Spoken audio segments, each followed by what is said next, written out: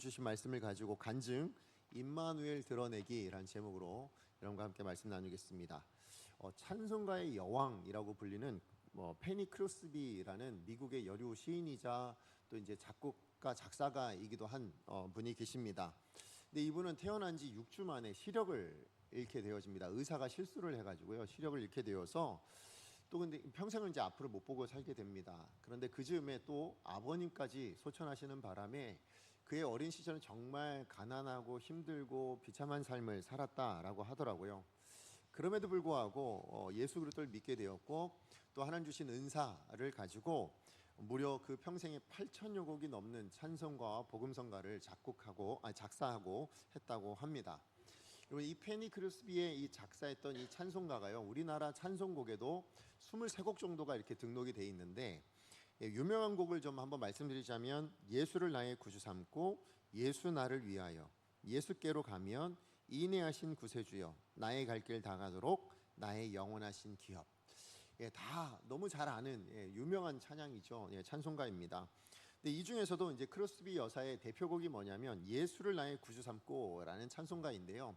이 찬송가는 이 크로스비 여사가 53세가 됐던 그 어느 해에 이제 자기 절친이었던 이제 포비네프라는 이제 그 작곡가가 있었대요. 근데 이 작곡가가 하나의 작곡을 한 겁니다. 그리고는 이제 크로스비를 만나서는 한번 내 작곡한 거 이거 한번 들어봐 달라고 해서 연주를 했대요.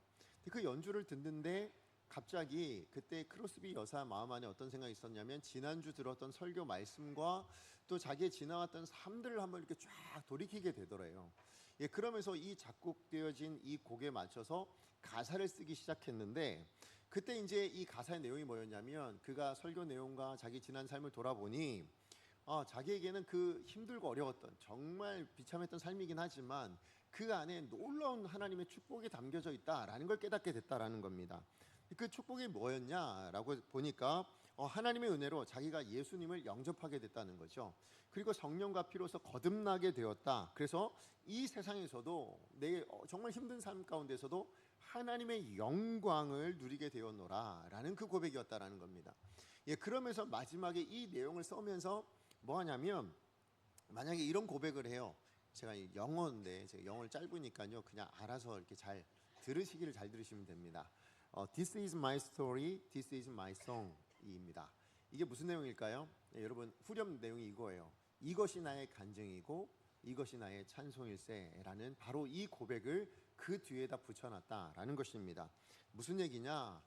하나님께서 나를 구원하신 일, 하나님께서 나에게 그 하나님의 영광을 드러내도록 그 은혜를 베푸신 이 모든 것들이 내 이야기이고 그것이 내가 하나님을 노래하는 이야기입니다. 이 고백을 하고 있는 거죠.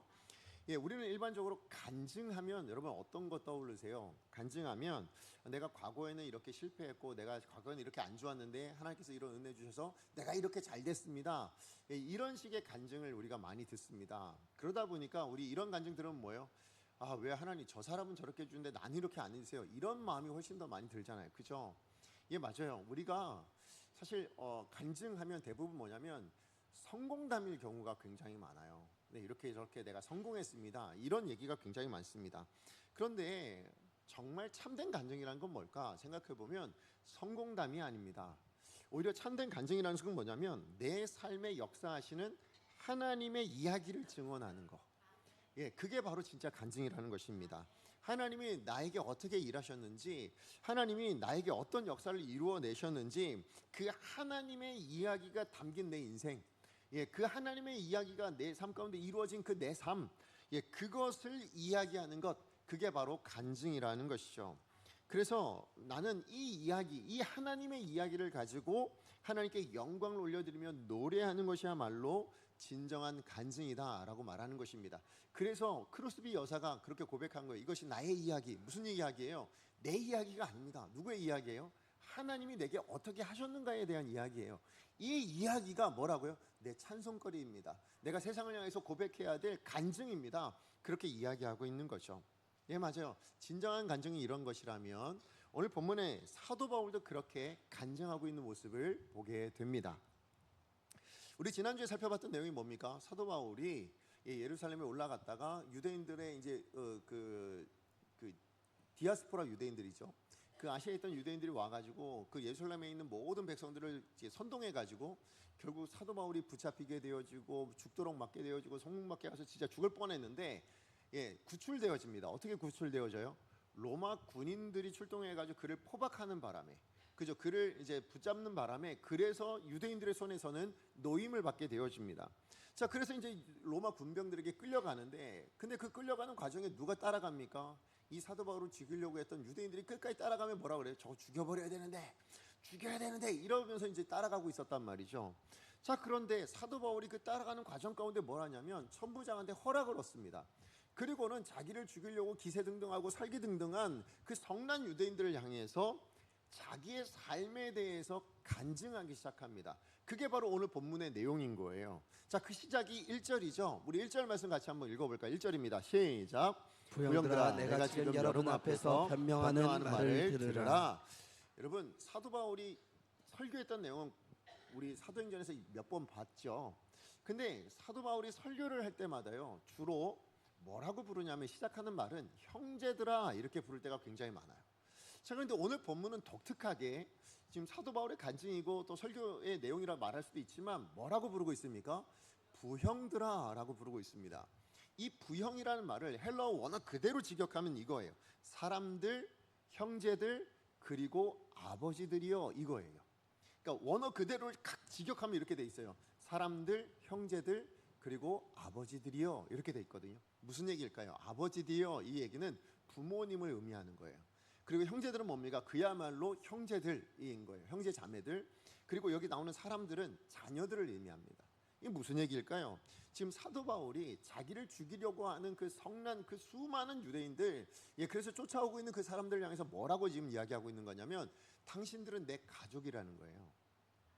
지금 나를 죽이려고 하는 여러분들은 저에겐 가족입니다. 지금 이렇게 이야기하고 있는 거죠. 그러니까 뭐냐면 나를 죽이려고 하고 있지만 그러나 그들은 뭐요? 내 가족이니 나에게 가족 같은 사람이니 나에겐 혈육 같은 사람이니 뭐요? 나는 당신들을 미워하지 않습니다. 이런 의미로 지금 부름을 하고 있다라는 겁니다. 그리고 그들을 위한 변명을 하고 있습니다. 사실 여기 나오는 이 변명이라는 걸 제가 그들을 위한이라고 표현했는데 우리 일상적으로 변명하면요 사실 뭐냐면 좀 나쁜 것으로 이해할 때가 많잖아요. 그죠? 그래서 왜요? 대부분 내가 뭘 잘못했을 때 그것에 대해서 뭐예요? 자기 방어하는 입장에서 하는 게 변명이잖아요. 그러다 보니 여러분 이런 변명할 때는 앞에 한 단어가 붙습니다. 뭐가 붙냐면 구차라는 단어가 붙어요. 그래서 뭐라고 얘기해요? 구차한 변명. 그죠? 이런 식으로 이야기할 때가 많아요. 자, 그런데 지금 오늘 본문에 지금 사도 바울의 이 변명은 그런 구차한 변명이 아닙니다. 자기가 떳떳하지 못하고 비굴하고 뭐 이런 변명이 아니에요. 그런 반응에서 나오는 변명이 아니라 여러분 사도 바울은 지금 이 변명은 자기를 위한 자기 방어를 위한 변명이 아니기 때문에 그렇습니다. 지금 사도 바울이 했던 우리가 읽어봤던 21절까지의 내용을 보니까 뭐예요? 내용이 자기 삶 안에 찾아오셔서 역사하시는 하나님에 대한 이야기하고 있잖아요. 더 나아가서 자기의 삶을 송두리째 완전히 바꿔버리신 예수 그리스도의 그 복음에 대한 놀라운 그 생명에 대한 이야기를 하고 있는 것입니다. 그게 변증의 내용, 이 변명의 내용이더라라는 것입니다. 여러분 이게 바로 진짜 성도의 모습이라는 겁니다. 무슨 얘기냐? 나에게 일어난 이야기예요. 그죠? 나에게 일어난 이야기지만 그것이 누구의 일하시는 부분이에요? 하나님이 일하신 이야기라는 거예요. 그죠? 나에게 일어난 이야기이지만 그 이야기가 하나님이 일하신 이야기가 되는 사람, 그게 뭡니까? 그걸 성도라고 이야기합니다.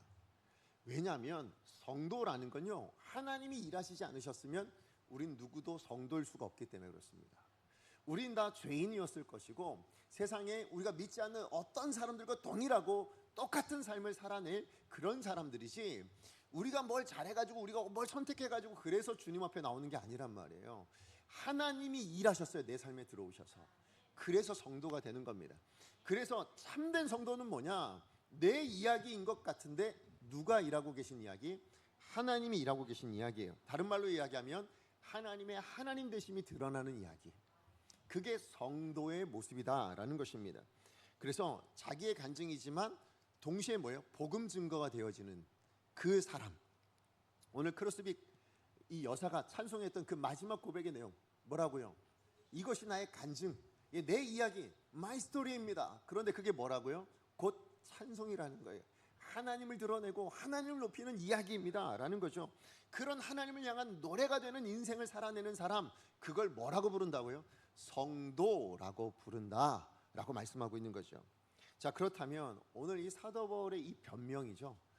하나님을 드러내고 있는 이 변명, 자기의 삶을 이야기하지만 정작 그 삶 속에는 하나님이 찾아오셔서 나 같은 사람도 그렇게 변화시키셨다고, 나를 이렇게 구원하셨다는 그 놀라운 복음의 이야기를 담아놓고 이야기하고 있는 이 메시지, 오늘 본문의 이 21절의 이 긴 메시지를 통해서 하나님, 오늘 이 시대를 살아가고 있는 저와 여러분에게 주시는 메시지가 무엇인가, 그것을 좀 여러분과 두 가지 함께 나누기 원하는데요. 자, 첫 번째입니다. 첫 번째는 뭐냐면, 사도 바울의 이 간증의 전체 내용은 사도 바울만의 특별한 경험이 아니라 모든 성도에게 주어진 동일한 은혜다라는 것입니다. 지금 사도 바울이 정말 험악하고 살기 등등한 그 유대인들에게 자기의 이야기를 시작하죠. 근데 그 내용이 뭐라고요?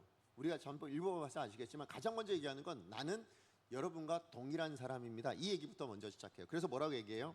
저는 유대인으로 태어났습니다. 그리고 길리기아 다소에서 태어났어요. 그러나 다소에서 지내지 않고 어렸을 때 어디로 왔다고? 이성이라고 이야기하는 예루살렘으로 와서, 그래서 누구 문화에 있었다고요? 가말리엘 문화에서 율법을 배운 사람입니다. 그래서 나는 율법도 존중하고 더 나아가서 뭡니까? 우리 조상의 하나님에 대한 열심도 가지고 있는 사람입니다. 지금 그렇게 이야기를 하고 있는 겁니다. 다시 얘기하면, 그래서 그 하나님에 대한 열심을 가지고 뭐까지 했대요? 예수 믿는 사람들 잡아다 죽이는 그런 일까지 제가 감당했었습니다. 그렇게 지금 자기의 지난 과거를 이야기하고 있습니다. 자, 이것을 통해서 뭘 얘기하고 싶은 걸까요? 나는 유대인들 중에서도 더 유대인다웠던 바로 당신들과 똑같은 사람이었습니다. 지금 그 얘기하고 있는 겁니다. 우리는 세상의 사람들에게 동일하죠. 우리 예수 믿기 전에 다 뭡니까? 우리가 믿지 않는, 불쌍히 여기고 정말 긍휼히 여겨야 될 그 세상 사람과 똑같은 삶을 살았잖아요. 예수 모르는 삶을 살았습니다. 예수님과 상관없는 삶을 살았어요. 그게 우리였단 말이죠. 자, 그런데 사도 바울은 거기에 끝내지 않고 이제 그 다음에 이어서 뭐라고 얘기해요?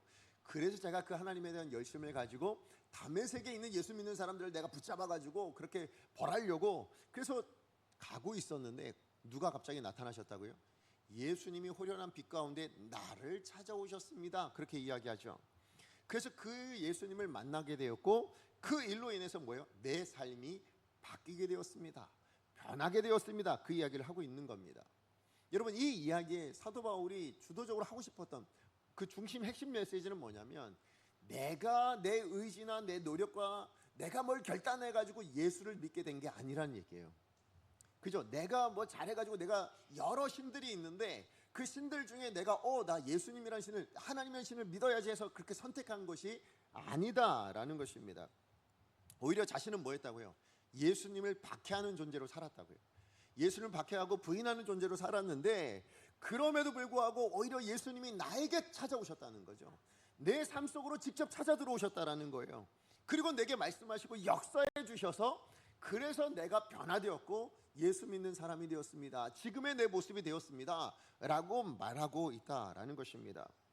이러한 자기의 삶 가운데 역사하신 하나님에 대한 이야기를 누구의 말로 인용해서 지금 이야기해주고 있냐면 아나니아 선지자, 그 아나니아를 통해서 지금 말하고 있어요. 자, 그게 14절입니다. 하나님께서 어떤 역사를 사도 바울에게 이루어 주셨는가? 같이 한번 읽어봅니다. 시작. 그가 또 이르되 우리 조상들의 하나님이 너를 택하여 너로 하여금 자기 뜻을 알게 하시며 그 은을 보게 하시고 그 입에서 나오는 음성을 듣게 하셨으니. 지금 아나니아가 사도 바울에게 한 이야기입니다. 근데 아나니아는 그럼 뭘 얘기하고 있는 거예요? 사도 바울 너를 구원하시기 위해서 하나님이 전적으로 뭐 하셨다고요? 네 삶 가운데 오셔서 일하셨어 라고 얘기하는 거예요. 네 삶 가운데 이런 놀라운 일들을 행하셨어. 지금 그렇게 이야기해주고 있는 겁니다. 자, 그러면 하나님이 행하신 일이 무엇인가? 그것을 네 가지 동사를 통해서 지금 이야기해주고 있죠. 자, 첫 번째가 뭡니까? 하나님께서 택하셨다라는 거죠. 누구를요? 사도 바울을 택하셨다라는 것입니다. 맞아요. 구원의 시작은 어디에서부터 시작됩니까? 내가 하나님을 택하거나 내가 성경 아니면 내가 뭘 택해서가 아니고요. 누가 먼저 택하신 거라고요? 하나님이 전적으로 나를 택해 주셔서라는 거예요. 그래서 이 전적인 하나님의 택하심을 사도 바울은 뭐라고 또 이야기하냐면, 내가 뭔가 하나님께서 조건을 보시고 그래, 너는 구원받을 만하네. 내가 구원하면 너 일 잘하게 생겼어. 내가 구원해 줄게. 이렇게 하신 게 아니에요.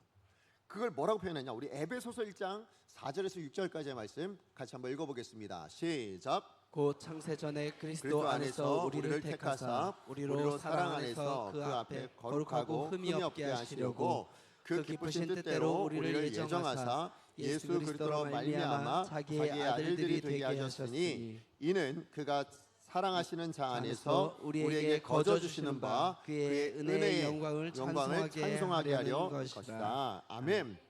자, 우리 4절 말씀에 보니까 뭐라고 얘기합니까? 하나님의 택하심은 언제라고요? 창세전이에요. 이 세상이 만들어지기도 전에 이미 택하셨다라는 것입니다. 그리고 그 이유와 목적이 뭐라고 얘기합니까? 6절 말씀에 보니까 구원받은 우리를 통해서 은혜의 영광을 찬송하게 하려고 하시는 거래요. 그 은혜의 영광이 뭘까요? 그 은혜라는 게 뭐예요? 은혜가 뭡니까? 내가 한 게 아니라 누가 다 하신 거예요? 하나님이 하신 거다. 이게 은혜예요. 무슨 얘기냐면 내가 한 거, 무슨 얘기냐? 내가 뭘 해서 그 조건을 가지고 하나님이 이걸 해주신 거라면 그거는 은혜일 수가 없습니다. 그건 대가죠. 그죠? 내가 일을 하고 월급을 받는 것처럼 그렇게 대가를 받는 거지 그건 은혜라고 말할 수 있는 것이 아니다라는 것입니다. 그러니까 은혜의 영광이라는 건 뭐냐? 너는 아무것도 할 수 없었고 너는 아무것도 못했지만 그래서 내가 해줬어, 이거예요. 그게 은혜인 거잖아요. 그래서 내가 해서 내가 너한테 공짜로 줬어. 이게 은혜인 거예요. 우리의 구원은 우리가 할 수 있는 것이 아니었습니다. 우리가 하나님을 붙들 수 있는 것이 아니었습니다. 그렇기 때문에 누가 하신 거예요? 하나님이 하셨습니다. 이게 은혜의 영광이란 말이에요. 이 은혜의 영광을 찬송하게 하시기 위해서 태초부터 먼저 하신 것이 무엇이냐? 하나님은 택하셨다 말씀하고 있는 것이죠. 자, 그러면 이 택하신 다음에 하나님이 하신 일이 뭡니까? 하나님의 뜻을 알게 하셨다라고 말씀하고 있는 겁니다. 지금 사도 바울은 자라면서 뭘 배웠냐? 유대인들이 배웠던 바로 그것, 뭡니까? 구원받으려면 율법을 지켜야 되고 성령에서 예배를 드려야지 내가 구원받을 수 있는 자가 됩니다. 유대인이 되어야만 됩니다. 이렇게 배웠단 말이에요. 그런데 하나님의 뜻은 그거 아니라는 것을 알게 하셨다라는 거예요. 하나님의 뜻은 뭐라고요? 그 율법이 아니라, 그 성전이 아니라 뭐라고요? 예수 그리스도로 말미암아 구원을 주시겠다고. 그 하나님의 뜻, 하나님의 구원의 방식이 뭐래요? 방법이 뭐라고요? 예수 그리스도이셨다는 거죠. 그 예수 그리스도로 구원하시겠다는 그 뜻을 알게 하셨다라는 것입니다. 그것만 알게 하신 것이 아니라 이 예수로 말미암아 구원하신 다음에 뭐예요? 그 다음에 이 구원을 통해서 사도 바울의 인생 안에 하나님의 놀라운 역사의 현장을 만들어 가시겠다. 무슨 얘기예요? 너를 내 삶에 내가 일하는 그 하나님의 도구로, 하나님의 역사의 현장으로 만드시겠다는 그 하나님의 뜻까지도 알게 됐다라는 거예요. 그 하나님의 뜻을 알게 된 거죠. 자, 이 하나님의 뜻을 알게 된 다음에 하나님 하신 일은 그 다음 뭐라고요? 예수 그리스도를 보게 하신 겁니다. 그래서 예수님이 오셨잖아요. 그죠? 사도 바울을 향해 갔잖아요. 그래서 그 예수를 봤습니다. 그 다음에 뭐였어요? 구원의 복음을 듣게 하신 거예요. 이처럼 구원은 뭡니까? 사도 바울이 어떤 노력했거나 사도 바울이 어떻게 결단했거나 그래서 주어지는 결과물이 아니다. 아나니아가 지금 그 얘기하고 있는 겁니다. 전적으로 누가 하신 거다? 하나님이 하신 겁니다. 하나님이 베푸신 은혜이고 하나님이 일하신, 하나님의 역사하신 결과물이 구원이다. 너의 구원이다. 우리의 구원이다 라고 말씀해주고 있는 것입니다. 하나님께서 그 은혜로 사도 바울을 택하셨습니다. 그리고 그 사도 바울에게 알게 하여 주셨고 보게 하여 주셨고 듣게 하여 주셨다라는 것입니다.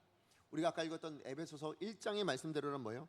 창세전부터 사도 바울을 택하셨고 그 은혜와 영광의 찬송을 할 수 있는 존재가 되도록 뭐예요?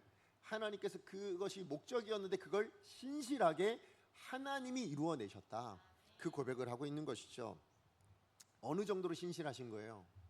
이 땅에 예수님을 보내주실 정도로 신실하셨던 거예요. 이 구원을 이루어내기 위해서 네가 못하잖아. 그러니까 뭐예요? 내가 해줄게.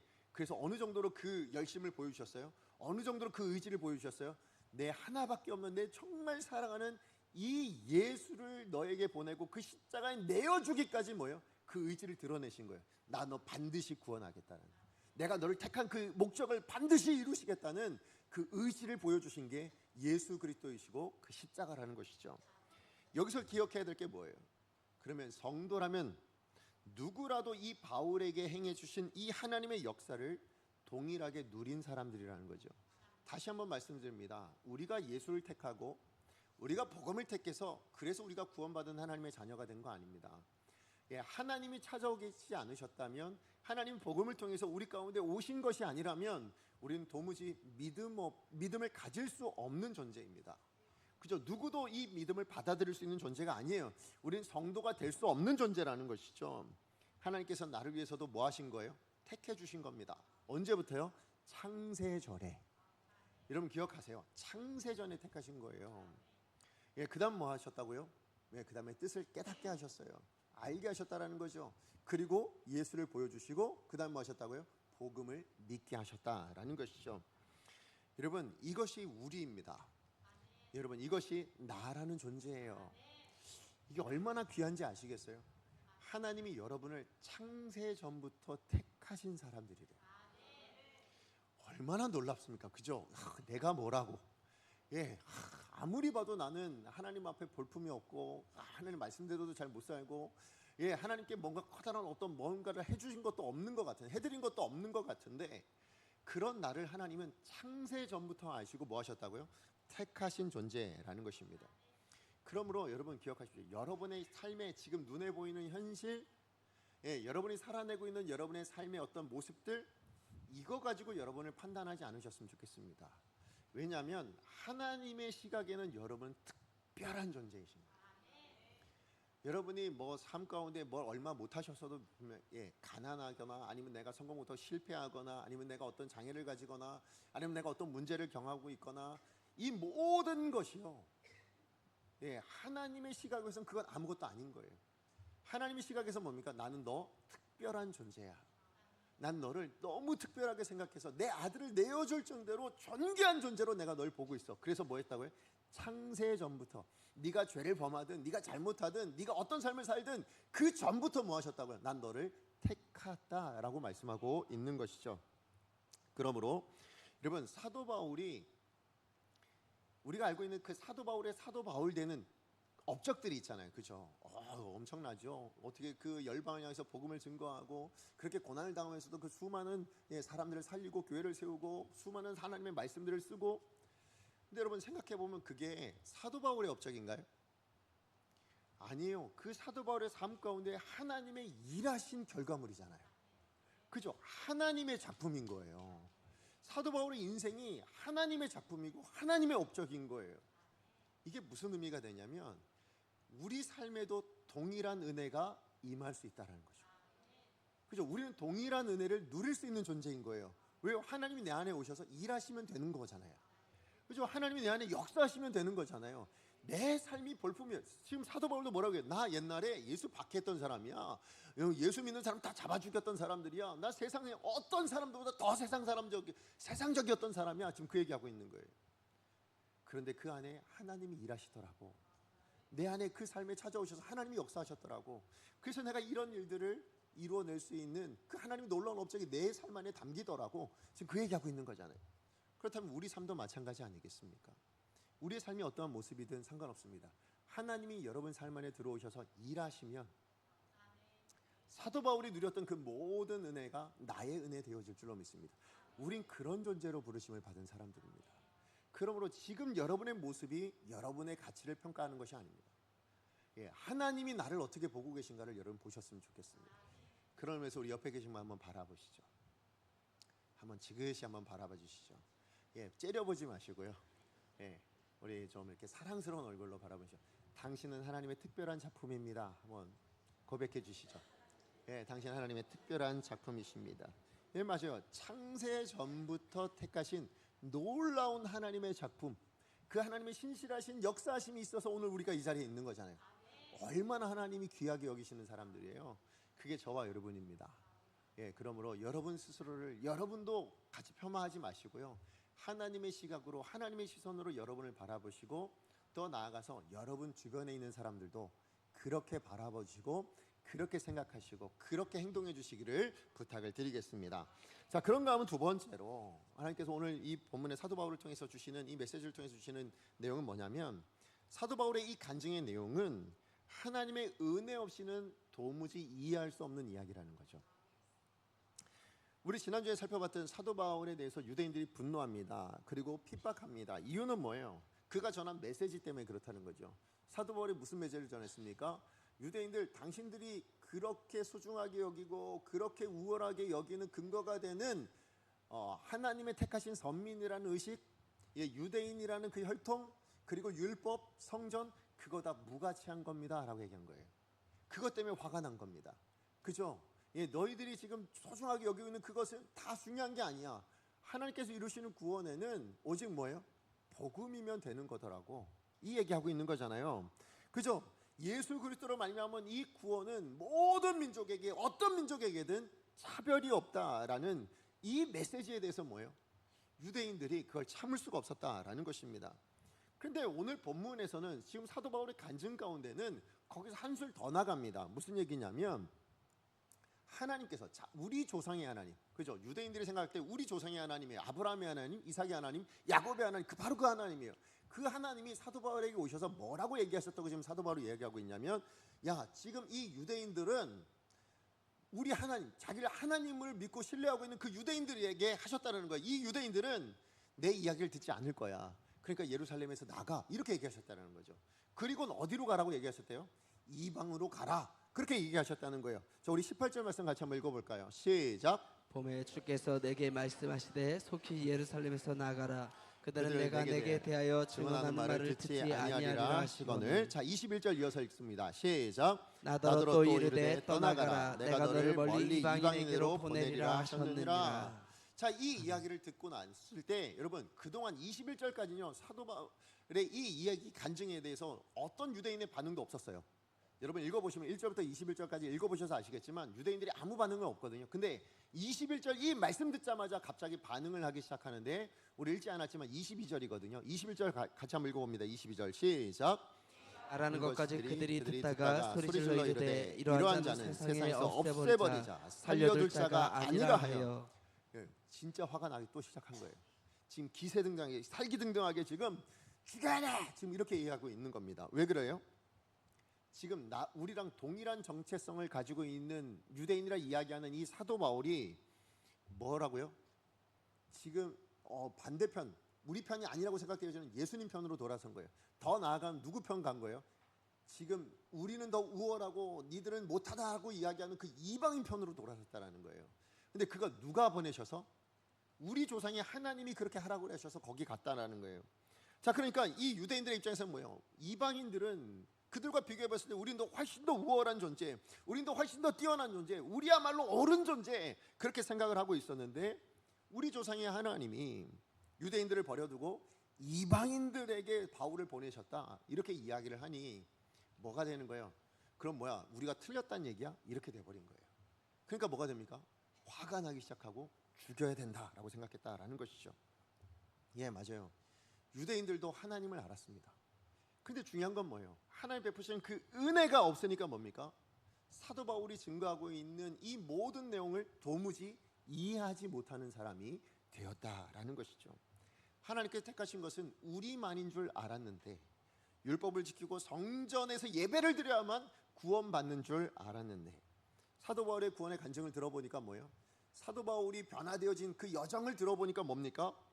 사도 바울에게 어떤 구원받을 만한 조건도 없고 자격도 없고, 정말 하나님이 찾지도 않은, 예수님이 찾지도 않은 그런 사람이었는데, 일방적으로 예수님이 찾아오셔서 그렇게 택하셨다. 그리고 사도 바울의 모든 생각들, 그 모든 뜻들을 다 꺾어버리시고 항복시켜 주셨다.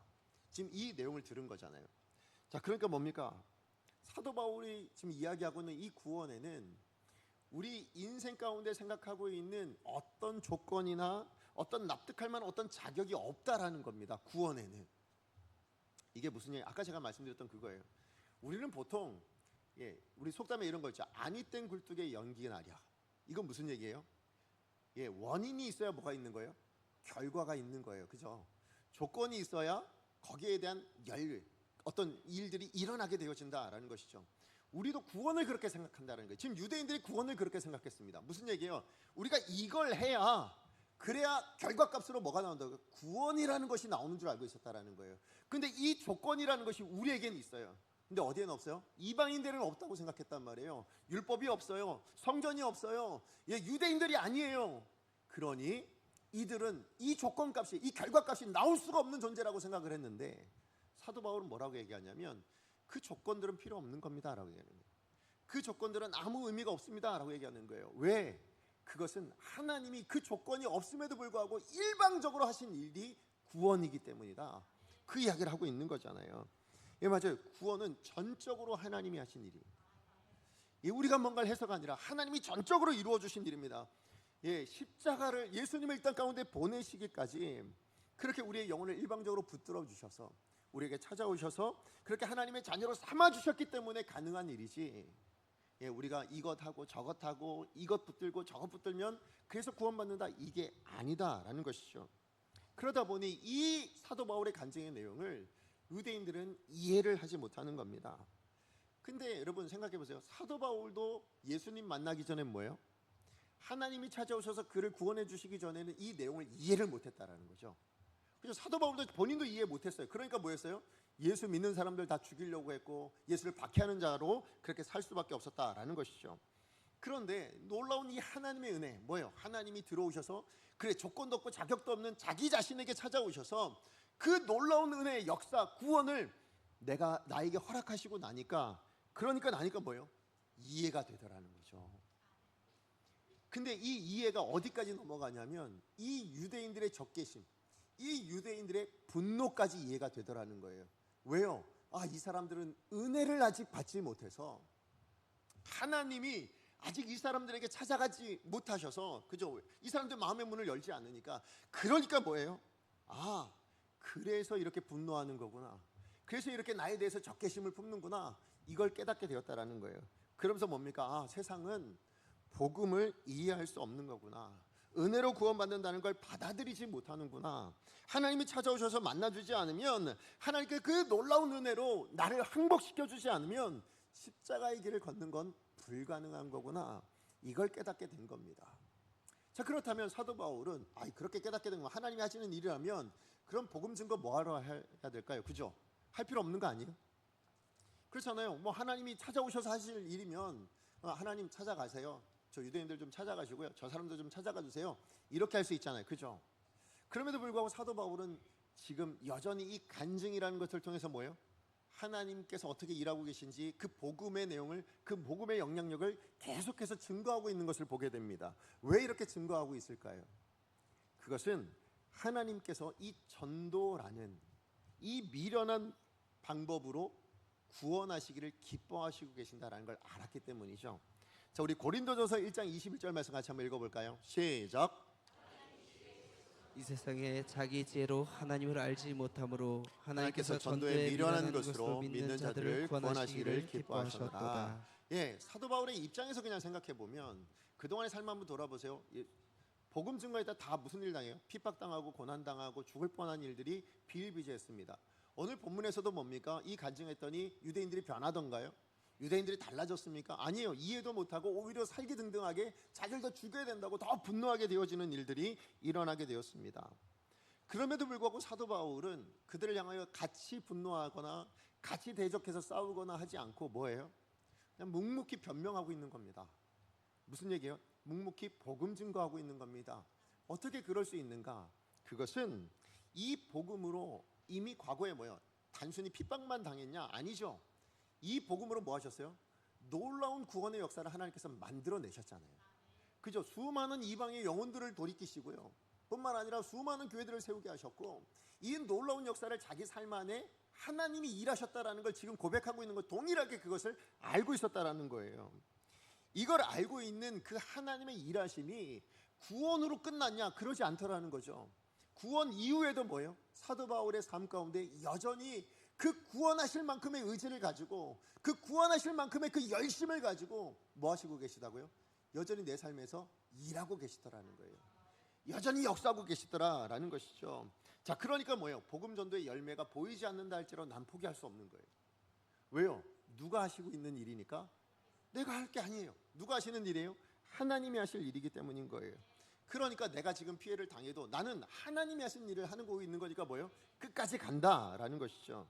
그래서 사도 바울은 우리 앞으로도 좀 확인하겠지만 여러분 벨릭스, 베스도, 아그리파 더 나아가서 로마의 황제인 가이사르 앞에 서서요 그가 뭘 하는지 아십니까? 자기를 위한 어떤 뭔가를 하는 것이 아니라 그 사람들이 알아들을 만한 어떤 이야기를 하지 않아요. 오직 알아들을 수 없어도 뭘 얘기하냐? 복음 이야기만 합니다. 왜요? 그 복음을 통해서 하나님께서 일하실 거잖아요. 다른 말로 이야기하면 이 사람들, 지금 이 알아듣지 못하고 이해하지 못하는 이 사람들을 향한 하나님의 목적은 뭘 것 같으세요? 예, 지금 우리 예배드리는 이 사람 말고 바깥에 세상에 수많은 사람들 있잖아요. 이 사람들을 향한 하나님의 목적은 뭐예요? 구원하시는 게 목적이잖아요. 그죠? 그 구원의 목적을 이루기 위한 하나님의 손길, 그게 누구예요? 나라는 인생을 통해서 그렇게 하고 계신다라는 거예요. 그러니까 뭐예요? 그 삶을 나는 살아야지. 그래서 뭐합니까? 이 사람을 이해하지 못해도, 저 사람 받아들이지 못해도 뭐예요? 나는 그 삶을 선택해서 끝까지 그 길 가겠습니다. 그렇게 살고 있더라라는 것입니다. 그러므로 여러분 사도 바울에게 우리가 알고 있는 사도 바울의 사도 바울됨, 그 놀라운 업적은 다시 한번 말씀드려요. 사도 바울의 어떤 능력, 조건 때문에 만들어진 것이 아니라 사도 바울이 간증하고 있는 이 복음, 그죠? 이 복음 때문에 맺혀진 열매임을 여러분 기억하시기 바랍니다. 다시 말하면 지금 사도 바울이 가지고 전하고 있는 이 복음의 위대함을 우리가 알아야 된다라는 것입니다. 복음의 위대함이 뭐라고요?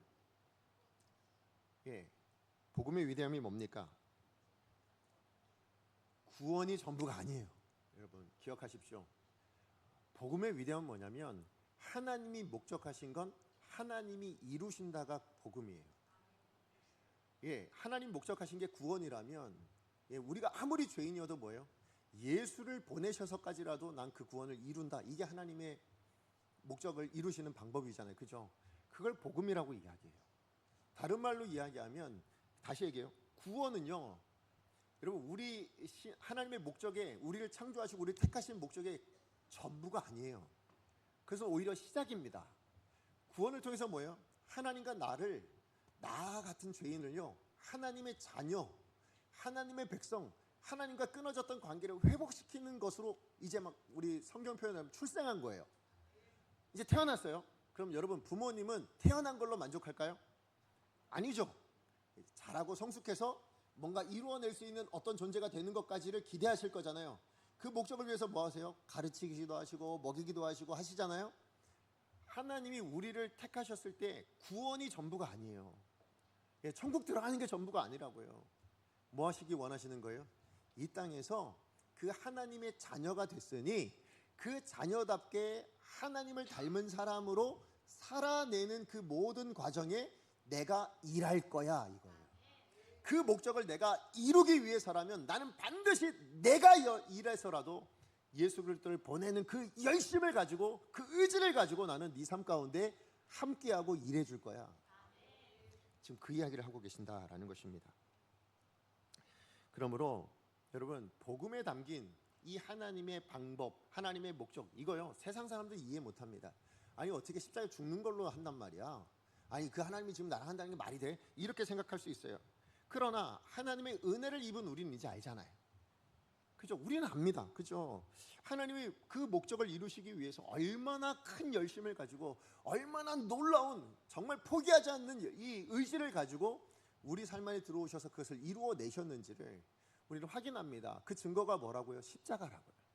그 증거가 예수님이란 말이죠. 그렇기 때문에 사도 바울은 자신을 향해서 죽이려고 하는 이 유대인들에 대해서, 자기를 이해하지 못하는 이 유대인들에 대해서 함께 분노하며 맞대응하지 않습니다. 오히려 뭐예요? 하나님의 일하심을 기대하면서 그냥 변명하고 있죠. 간증하고 있을 뿐이라는 거예요. 왜요? 여러분 분노는 왜 하게 될까요?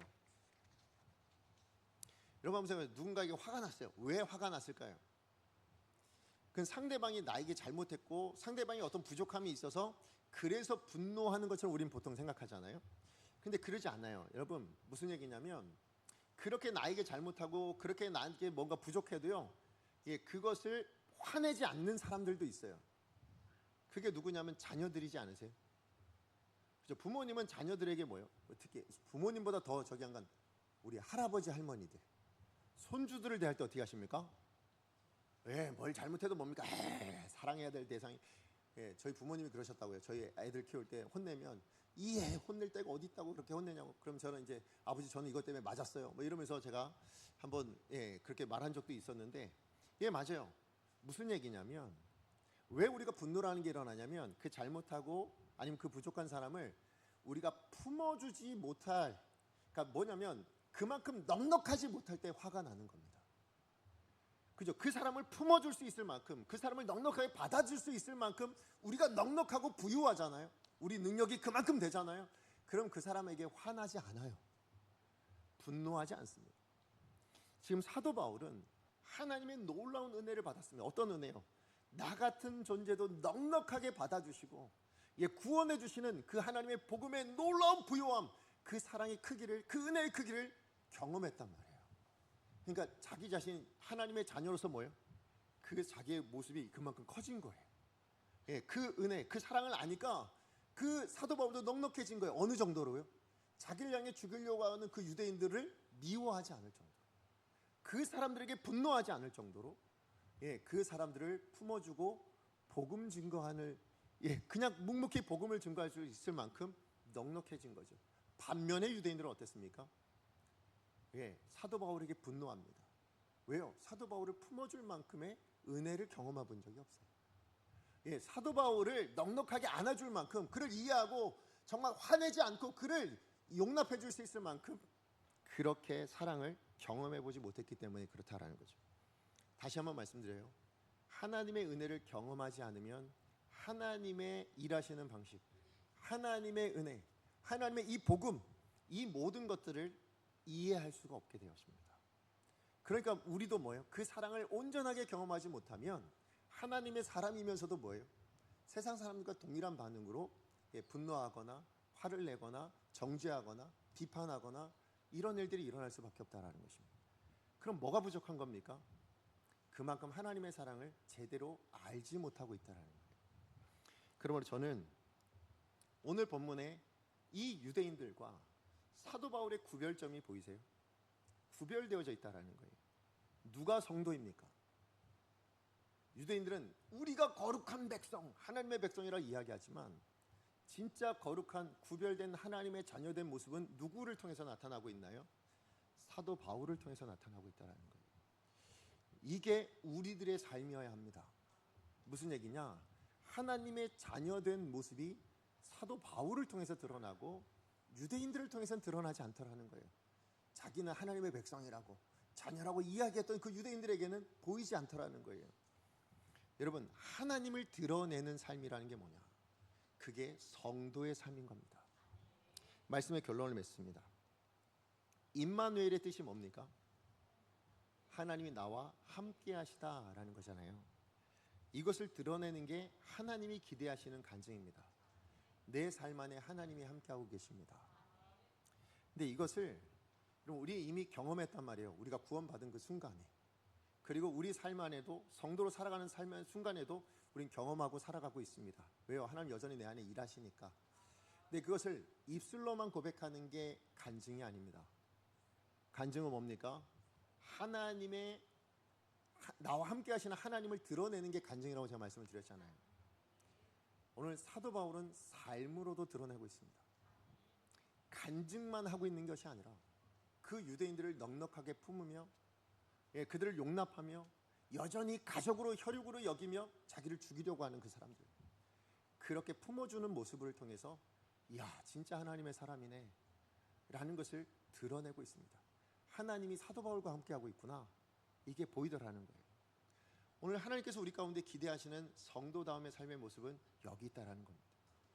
여러분의 삶이 간증이 되기를 축복합니다. 어떤 간증이어야 하겠습니까? 하나님이 지금 나와 함께 하십니다.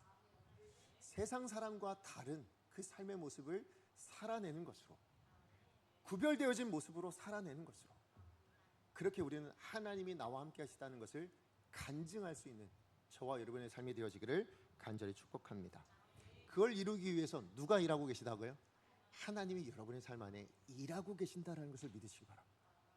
예수님을 주시기까지 그 열심과 의지를 가지고 여러분 삶 안에 일하고 계신 것, 그 특별한 은혜를, 그 부요한 은혜를 누리고 있는 존재가 나 성도라는 존재임을 아시고 그렇게 신앙생활하는 저와 여러분 되어지기를 다시 한번 간절히 축복하겠습니다. 그래서 삶이 간증이 되어지는 복된 인생이 되시길 축복합니다. 우리 시간에 말씀 기억하며 함께 찬양하겠습니다.